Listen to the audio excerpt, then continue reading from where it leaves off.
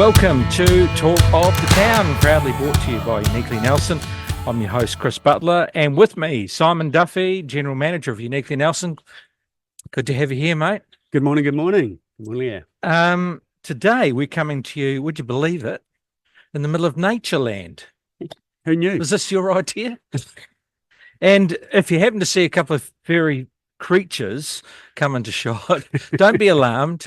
They actually belong here because we're actually don't. No, we don't. We've invaded their space. We're actually in the Meerkat compound. So so this is going to be very interesting. That's all I can say. But also it's a big warm welcome to Leah Foster, Manager at Natureland. Great to have you here. Thank you and welcome. Welcome to the Meerkat enclosure. That's right. Well, it's the idea came up. If we're going to talk about Natureland, we should really be one with nature. Nature one nature, absolutely. And we are you going to let them out a bit later? Yes. We get to see them. They'll get very excited. They're so cute. So we've hopefully insured all our equipment and hopefully there's no electrocutions. So Leah, can you give us a short bit about your background and where you're from? Because you're originally from Australia, I believe. I am, yeah. So born and raised in Newcastle, which is just about an hour and a half north of Sydney. Yep. And then did some travelling around just Australia. So did my vet nursing straight out of high school and then ended up in North Queensland for a little while at a wildlife park up there. Oh. My first taste of sort of zoos rather than just domestic animals. Yeah. And then from there moved back to further down to the Sunshine Coast in Queensland, where I was for the last 15 years before coming here. And I was a keeper at Australia Zoo. First 3 years I was with the koalas and dingoes, and I was the 2IC of that section, and then moved to the Africa department, where I spent the last 8 years. And a part of that time I was their head of department there. Right. What made you choose from training to be a vet to get into the welfare of them? Yeah. So I've just always loved animals. I was a nightmare for my parents in terms of animals. I was the person that always brought the stray dog home, the stray cat home. We always had loads of animals.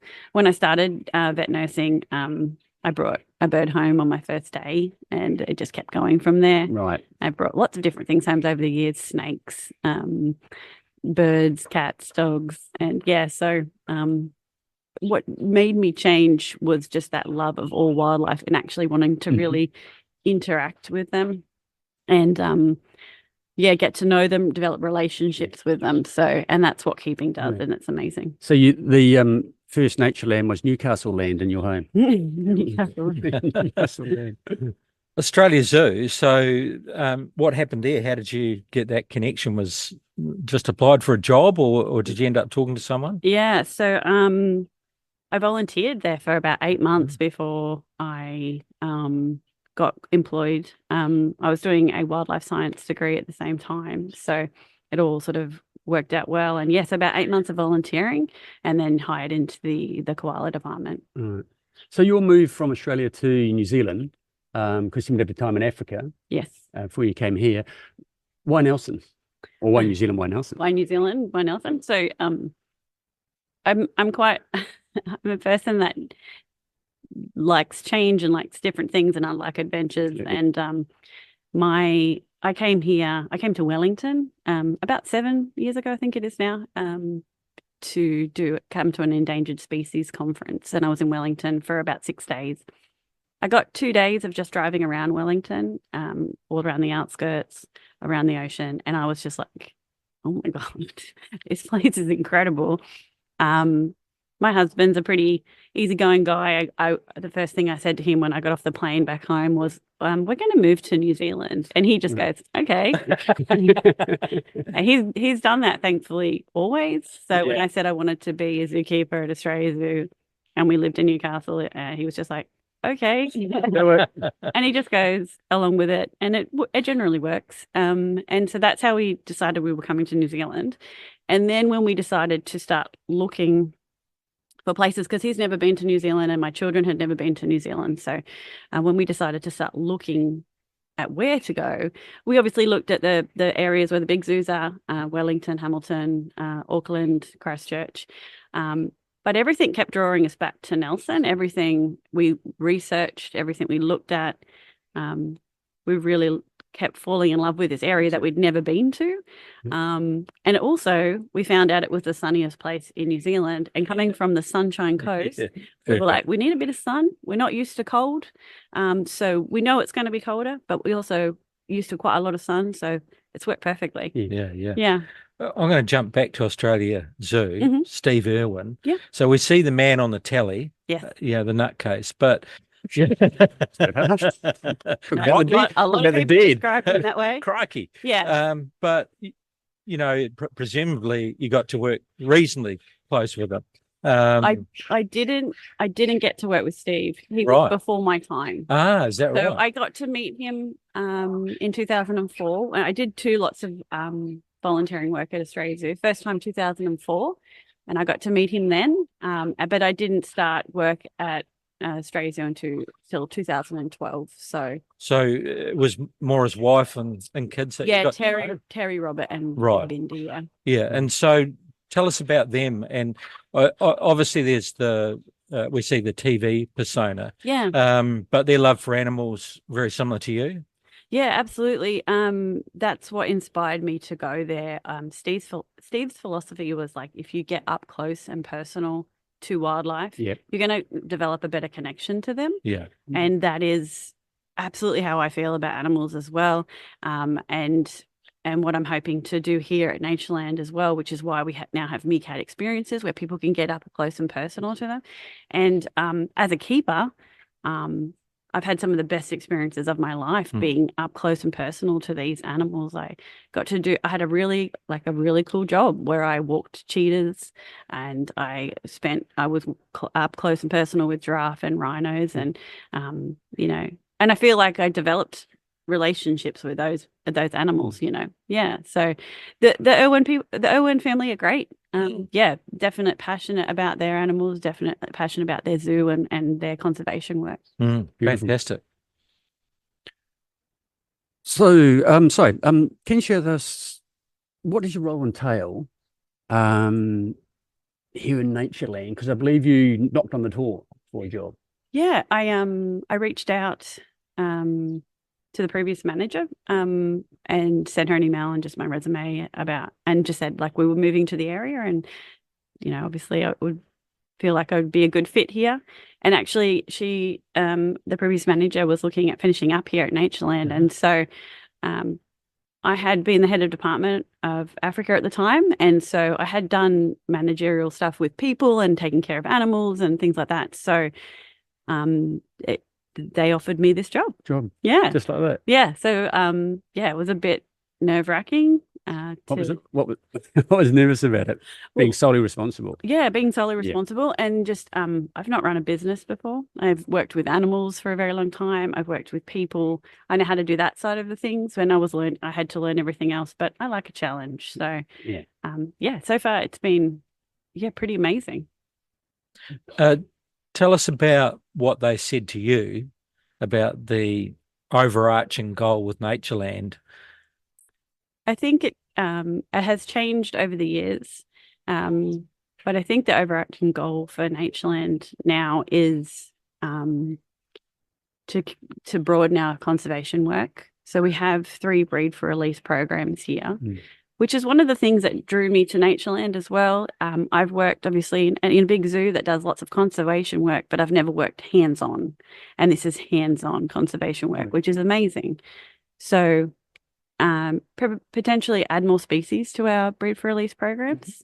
We've got the South Island kaka at the moment. We have the yellow-crowned kakariki, and we have the brown teal or parteki. And so we definitely want to expand. And with that expansion, potentially expanding the size of Natureland, because we do have a section out the back that we haven't started to develop yet. And so there's hope for that space as well, potentially a new entryway there. And then, adding to the breed for release programs. So with those three things you're looking at, as far as the breeding, working with other partners outside of Nelson. Yeah, absolutely. So we work with Doc for everything. And then Project Janzoon have where we've been for the last quite a few years now with the South Island kaka, and for a while the yellow crown kakariki. They've been getting released into the able Tasman. Both those breed for release programs have done amazingly well, and now with the Parteki we've just started. So we just got our breeding pair last year. So hopefully this year will be our first successful season with those ducks, and then we are with the Parteki recovery program for that.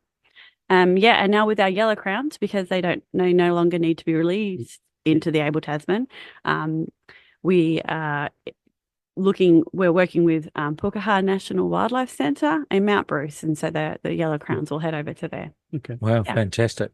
And it's not only that from, I guess, New Zealand nature, you're also working with animals from overseas, with conservation and breeding programs here as well? Yeah, so all of our exotic animals and our native animals are under ZA, so the Zoo and Aquarium Association. Yep.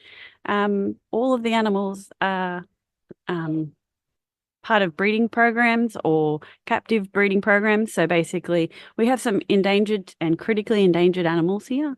The black and white ruffed lemurs are a critically endangered species, and so they're part of Australia, New Zealand, Papua New Guinea wide breeding program, and they will move to different zoos if required. So basically, there is a person that takes care, a person allocated to each species, and they coordinate who breeds with who and where these animals need to go. So we're part of that, and so we look at our exotics here as a insurance population, and that's what other zoos view them as, because there's a lot of issues for animals in the wild, deforestation, encroaching into habitats. And so within your zoos, you have these populations that are being ensured that their genetics are diverse. So if there's any issues and if there's any chance of going back out into the wild, that we've got these populations that we can do that. Brilliant work. What do you find the most challenging aspects of the role? And secondly, the most enjoyable? Which I think the most enjoyable is sitting here, and in about 2 or 3 minutes it'll be very enjoyable. Challenging is funding. Natureland's a little zoo. It relies on ticket sales, it relies on funding from council, and it relies on different funders helping us out. So it's a lot of grant writing and getting people interested in what we're doing here. We've actually been really lucky lately. Local companies have been phenomenal, helping us fix enclosures, build different things, cash support as well. People realizing how valuable we are to this community, because we're a great place for families to come. Yeah. Kids love it here. And but yeah, we funding wise, because Natureland has been here for like over 60 years now. Mm-hmm. And some of the enclosures need updating, and just so that side of things is probably the most challenging for me. Yes. The best part is, well, everything else. So it's about the money. Yeah. So my role is really diverse. Yeah.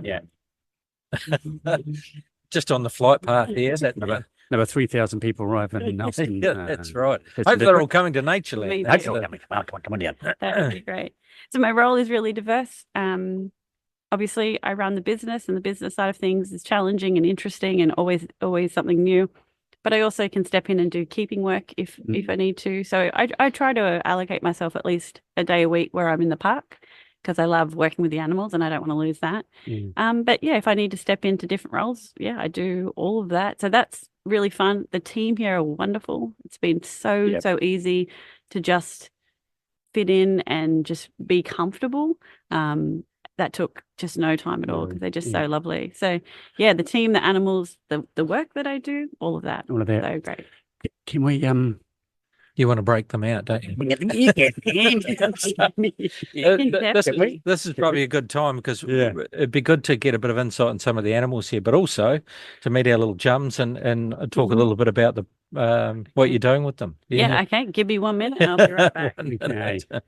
We'll just be here. Oh, hello. Hey, Here they kids. come. Oh, look at that. Okay. Don't be shy. It's only Chris. So, so we've broken up the meerkats. We're not too sure what will happen. They're just starting to come out of their enclosure and go, what is going on here? Yeah. But before we meet them probably quite personally soon, can you tell us a little about some of the animals here and you know, in a little bit more detail about what you're doing? There's lemur, there's monkeys. Yeah. So tell us a little bit about those programs. So we've got 3 black and white ruffed lemurs. They're critically endangered species. So people will know them because they are the loudest animal in this park. So often people think they're fighting, and we haven't heard them this morning, but when they go, you'll know what I'm talking about. They're one of the loudest primates in the world. And so people think they're having an argument, but that's just literally their vocalizations. So they're very, very loud. We've also got capuchin monkeys. Now, they're the smartest of the New World monkeys. So one of the smartest monkey species in the world. And we have 6 of them, 1 male, 5 females. They are very funny animals. They keep us on our toes. Yeah, absolutely. Every single keeper will tell you who keeps you on your toes. If they get asked that question, it's going to be the capuchins. Funny in what way? Funny peculiar? Yes. They just are very interested in changes in their environment. So it's always cool to do different enrichments with them. But they're also really run by their hormones. And the girls, when they're in season, you just know that they're in season. They're hilarious. And now these guys communicate a lot with their eyebrows. So they're really raising their eyebrows at everybody. And they and with us, we smile and we show our teeth when we're happy, when we're excited about something. If you are showing your teeth to a capuchin, you're basically aggressive to it. And we're one of the only animals in the world that show their teeth for happiness, where everyone else sort of does that as a threat. So they're getting interested in us. They are. I'm just so Mum's just doing a bit of a check. She is. She's doing that. So this is Juby. Juby is an amazing meerkat. So she came to us beginning of last year from a Wellington Zoo. We just had a lone male Gamba. So she came and met Gamba and then proceeded to like Gamba quite a lot. And now we have had 2 litters of meerkat pups. So we had a litter of 3 at the beginning, November, and then a litter of 4 in February. Right. And so, we've got enough meerkats now. I'm just going to perhaps get an idea. There they are. Can you pick them up? Do you pick them up? Pardon? No. No, I can convince them to come over though. Yeah. I've got my ways. And there's Mum. That's Juby. There's Juby just checking out what's going on. They're all around our feet. They love shoes. I'm not going to lie, they really are into shoes. No, I think when we were coming to suss the place out, Simon's shoelaces had a bit of a shot up inflation. Yep. No, they're fine. So with the meerkats, tell us about them. What are you achieving with them? Are they part of a breeding program, or they are? Are they fairly healthy numbers in the world? Yeah, in the world they're fairly healthy numbers. Within zoos, we do have a breeding program for them. We're one of the only places breeding at the moment. So you're probably the only place in New Zealand that you're going to see baby ones. Wow. But they are fully grown by 6 months. So you're not going to see them as babies for too much longer. Yeah. They grow at a rapid rate. These guys will move to different zoos. So we do have a couple of zoos interested in taking some already. And then we'll just have a look at the end of this year and see where we're at and see what the requirements are and whether we breed with Juby again. Okay. And you mentioned before our New Zealand natives. So Yeah. can you talk a little bit more in detail about those programs and in particular those species? Yeah, so we obviously have the iconic Kia here. We don't have a breed to release program for those birds, but we are part of their advocacy to talk to people about the Kia and how important they are as a species and how important what their roles are, but also about their behaviors, because obviously they're notoriously cheeky animals that get up to a lot of mischief, the old Kia.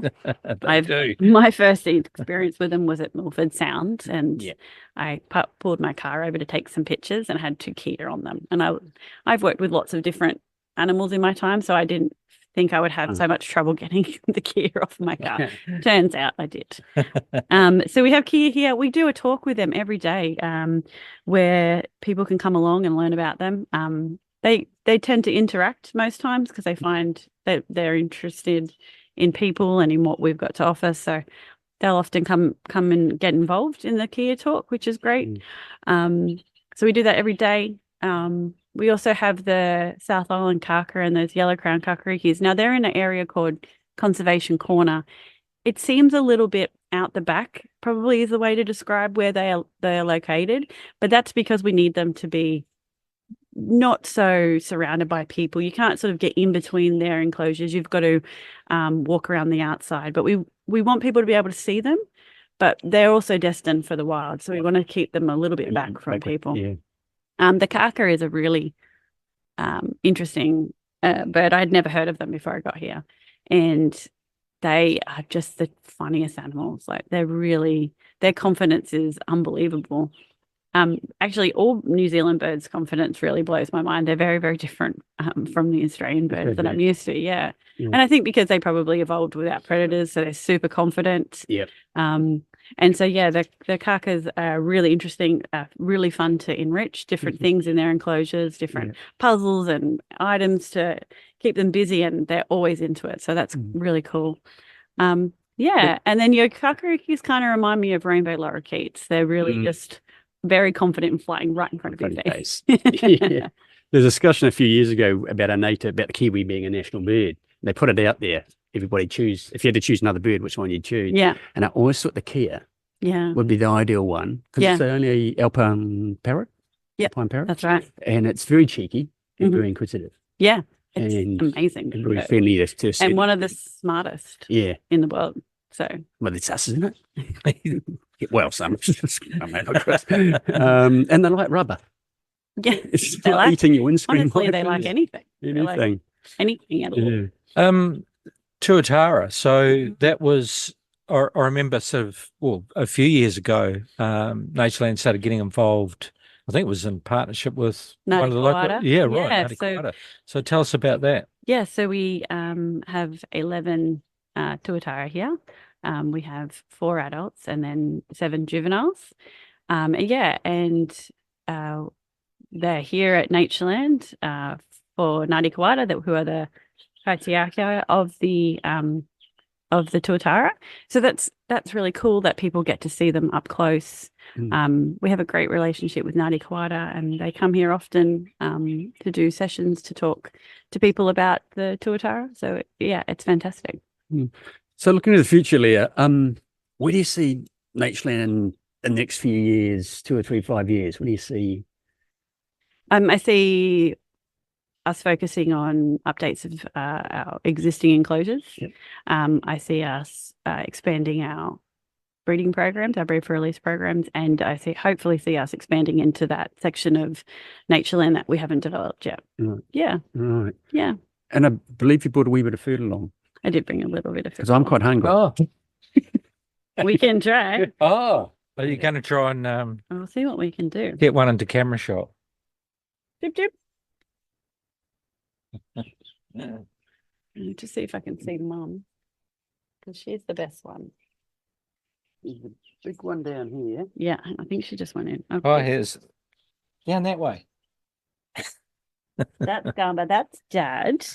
He's a bit of a shy fella. I mean, so he's checking you out a little bit, but he's a bit of a shy fella. Here they come. Try and do all the viewers. Perhaps get a Let's see if I can get Juby. Well, I'll show the viewers Put it Who under, we a couple of our friends here, just having a look around. put it under the table. And what's, You got about 5. oh, there you go. Oh,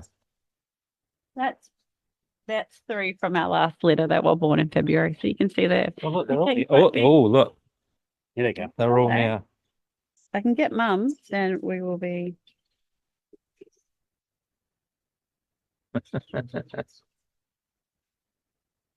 I mean, everyone I talk to definitely wants to take one home. Oh yeah, yeah.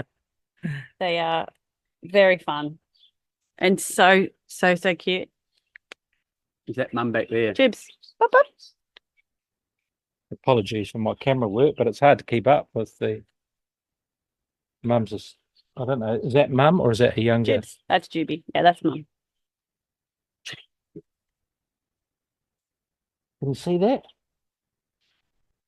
Jib, jib. I'm on go. No, Judy. just definitely. No. So this stance that they do, Yeah, we see sentry it on. watch. Yeah. Right. So you'll generally always have one of the meerkats on sentry watch. Mum takes that role pretty seriously, especially when there's different changes in their environment. Mum will get involved. Jib, jib.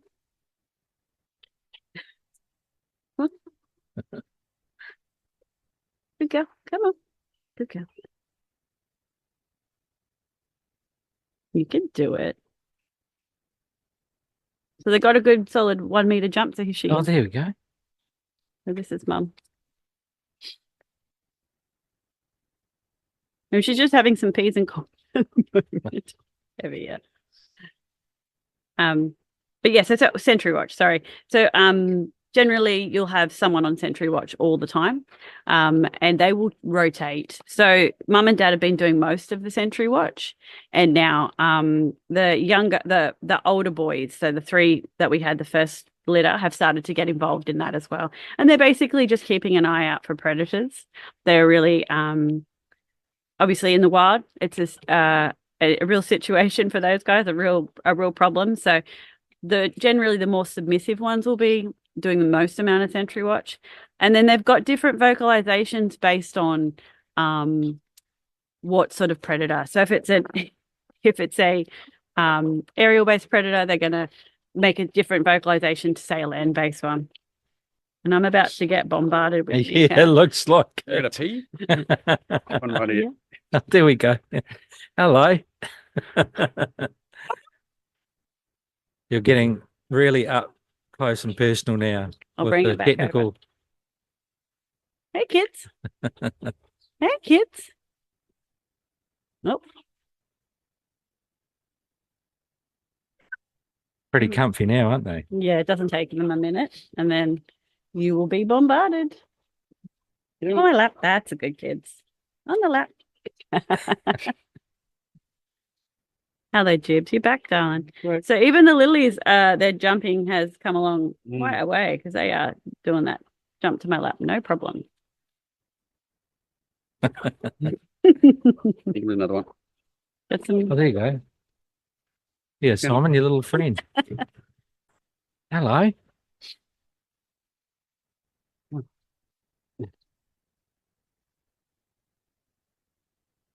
Amazing. Emma. A sharp little teeth, isn't it?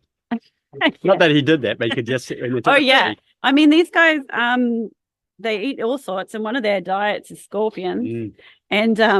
And yeah, the mum and dad will take down the scorpion after they've removed the stinger off the tail. Wow. And teach the young ones how to kill the scorpion. So, they're cute, but my goodness, they know what they're doing out there, and they can be quite mean, quite aggressive to one another and to any predator. Like I've seen these guys take on snakes in Australia because I work with meerkats, and I've seen them, and they're quite immune to a lot of toxins. So obviously Australia is known for its issues with cane toads, and I've seen these guys bite a cane toad and just come good, have no issue. Right. Yeah, so it's amazing what they have and what they can do. Okay, crazy kids. Tell us about the lemur that you have here, because quite rare, is that right? Yeah, critically endangered. So there's 110 different types of lemurs, basically. They start as small as a mouse. They get as large as a 2-year-old child. And gentle, guys. And they're all, as a collective, they're the most endangered mammals in the world, the most endangered primate.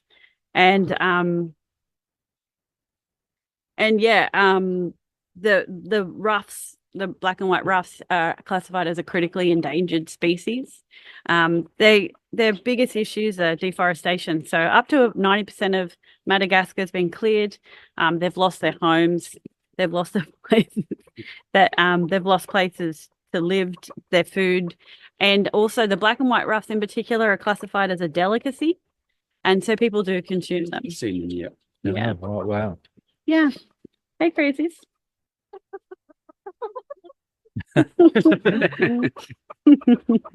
Awesome. You can't fill a meerkat. That's the thing too. You could feed them all day and they just keep eating. You can't fill them. Good metabolism. Oh, Jibs, you're going to use the table as Sentry Watch. It doesn't take them long to get comfortable with you, as you can see. Right. And that's why they're excellent experience animals as well. They really like interacting. They like new things. They like meeting different people. They're not uncomfortable. You can see that. That's right. Who's that big girl? Cool. Very good. All right. Well, look, thank you very much. You'll have to excuse my outro camera work here. It's hard to keep up with these meerkats. But thank you very much for allowing this opportunity, Leah. It's been fantastic. And just to get an insight of the work that Natureland does, because obviously visitors come here and they'll see the animals, but it's actually behind the scenes where the most important work is done, isn't it? Yeah, absolutely. And I think a lot of people don't realize how much we are doing and trying to do. So it's great to be able to have this platform to let people know. Yes. And Juby also agrees. And if anyone wants to find out more or get involved in supporting Natureland, what's the best way to go about it? Yeah, through our Facebook, through our social media, and to contact us as well and come in. We're always keen to have a chat about what we're doing here and how people can help. Yeah. Well, it's starting to get out of hand. Okay. All right. Well, look, a heartfelt thank you to Leah Foster, manager here at Natureland, and of course our little mates, the meerkats. It's been fantastic. Hopefully we can get out of the cage here. You can find this podcast along with others at uniquelynelson.co.nz and talknelson.co.nz, and also now on Spotify. Just look for MBS Talk Nelson. Thanks for tuning in. Don't forget to join us next time for more from Talk of the Town. This is Chris Butler and Simon Duffy signing off. Until next time, Nelson, stay a meerkat. Stay a meerkat. Stay unique meerkat. But a big thanks, Leah, for you and your family here today, all your 9 kids. You've done well. Stay unique, Nelson. Thank you.